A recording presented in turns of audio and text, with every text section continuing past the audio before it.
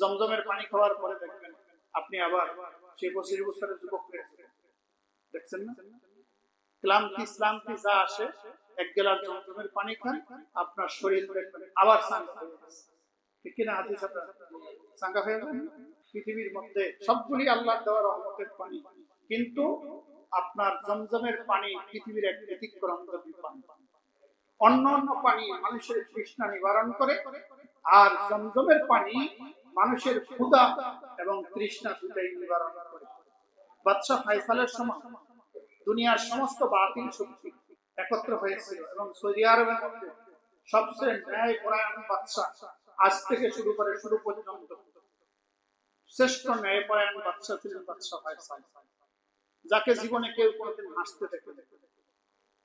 আপনার তাকে কোনোদিন হাসতে দেখবেন? তাকে জিজ্ঞাসা করেছিল, আপনি হাসেন না কেন? বলে, আমার মুসলিম জাহান আজ কত বিক্ষত, আমার ফিলিস্তিনের মুসলমানের রক্তে আজ ফিলিস্তিন রঞ্জিত, আমার মায়ের মৃত লাশ যেই জমিনে পড়ে সেই জমিনে আমি হাসি কি? আল্লাহু আকবার। তাকে জাতিসংঘ বলেছিল যে এই জাতিসংঘ আসতে হলে তোমার সংবিধান নিয়ে আসতে হবে, এছাড়া তোমাকে ভাষণ দিতে দেওয়া হবে না। লাল মখমল কাপড় দিয়া কোরআন শরীফ পেঁচিয়ে দিয়ে জাতিসংঘে বগলতলে রেখে ভাষণ দিচ্ছে, বলে তোমার সংবিধান কই?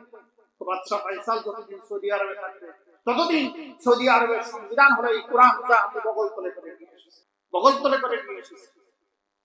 তার সময় বলল যে এই যে হজের আনুষ্ঠানিকতা আর এই যে জমজমের পানি যে মানুষকে খাওয়া, পৃথিবীর সবচেয়ে দূষিত পানি, মক্কার সমস্ত ময়লা আবর্জনা তোমার এই জমজমের পানিতে আসে। বাদশা ফায়সাল বলল, ঠিক আছে, তোমাদের ব্রিটেন ল্যাবরেটরিতে পানি পাঠিয়ে দেই, তোমরা পরীক্ষা নিরীক্ষা করে দেখো এই পানির মধ্যে কোনো ময়লা আবর্জনা আছে কিনা। সুবহানাল্লাহ।